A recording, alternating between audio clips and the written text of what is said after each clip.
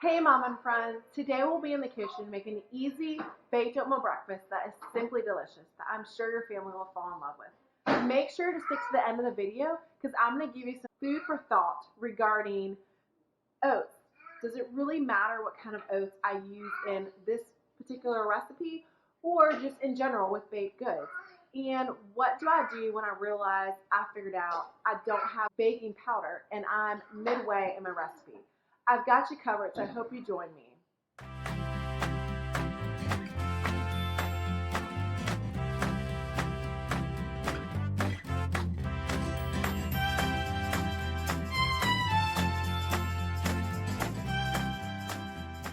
Hello again and welcome. I'm Jamisa with Mama Life Cooking, where we create simple and sweet recipes to simplify your mama life.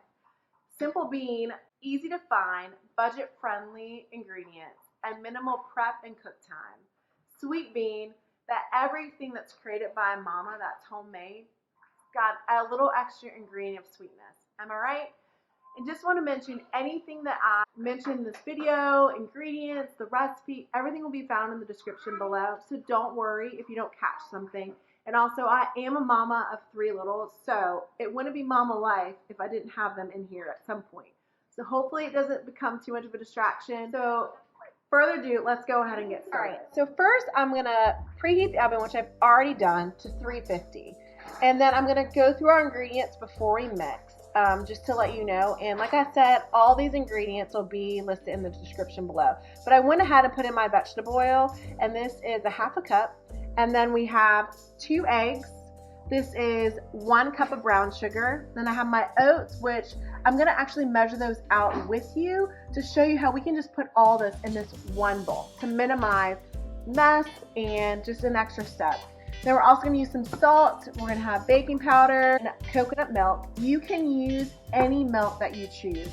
I love the combination of the coconut milk with the almond extract. I should say almond extract is what we're going to use. And then we're going to have an 8x8 baking dish, which I've already sprayed, just original canola oil. It's unlimited amount of toppings that you can put on this. But I'm going to add some blueberry and banana along with milk when we're done. But we can talk about that when we get to that point. So let's go ahead. I'm going to add in my 2 eggs. Okay, and I'm going to whisk this. And there you go, you can hear my little one. I'm gonna whisk this together. And then I'm gonna go ahead and add in my brown sugar. And this is great to make ahead of time for your family, that you can then just take some out and reheat for your family as needed. So easy make ahead of time. So I'm gonna go ahead and just whisk this together. And you wanna make sure to get any chunks out that you may see from the sugar. All right, and then, like I said, I'm gonna measure out my oats with you. We don't need another dish. We can just do this all in one. But you wanna make sure to not mix so you've got all your dry ingredients. So we're gonna need 3 cups of oats. So to measure that and just put that right on top.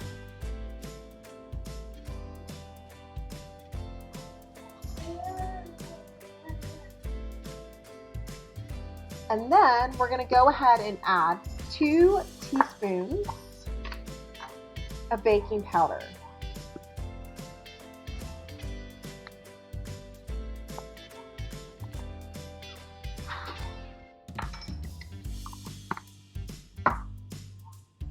And then a fourth a teaspoon of salt.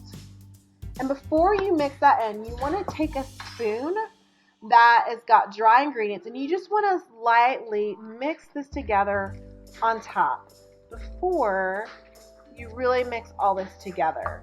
So we're going to go ahead and mix this up, and we will add in our milk and almond extract. All right, so that is good and mixed up. So I'm gonna go ahead and grab my almond extract. So we're gonna do 1 teaspoon of almond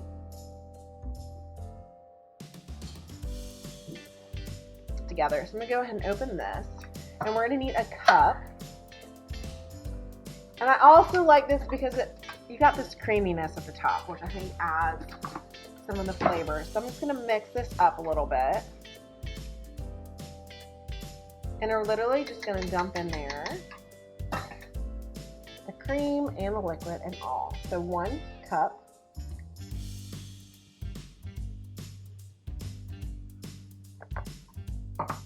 Have extras for next time we make. And then we're gonna mix this up. And then once it's all mixed, we are gonna dump it into our dish. And it's gonna cook for 30 to 35 minutes until the edges and the top are golden brown.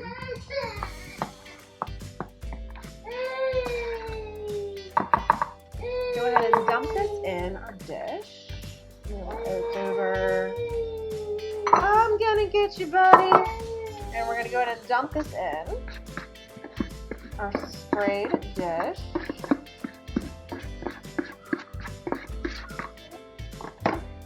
And there you have it. And then I'm gonna dump it. And there you have it. And I'm gonna go ahead and put it in the oven. And we will be back in roughly 35 minutes with it.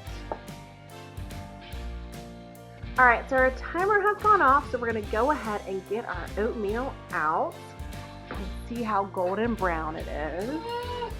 And so here we go, it's nice and golden brown. And we're gonna let this sit for about 10 to 15 minutes before we cut it. And a tip too about how to keep this fresh, if you're not gonna serve it right away, it's best to be kept in the fridge. All right, so our baked oatmeal has sat for that 10 to 15 minutes. I'm gonna bring it over here. We can serve it into a bowl. And I'm just gonna cut a little square so y'all can see. It's still very warm, so it may break a little bit on us.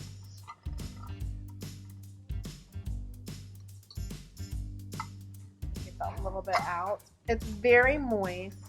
And I'm gonna go ahead and dump a few blueberries on it, slice it on there.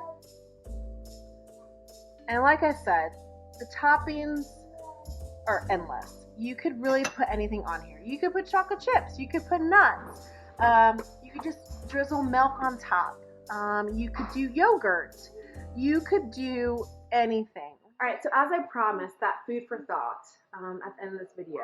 Doesn't matter which ones you use in this recipe, and really any baked good recipe. And yes, this is my little one Levi here.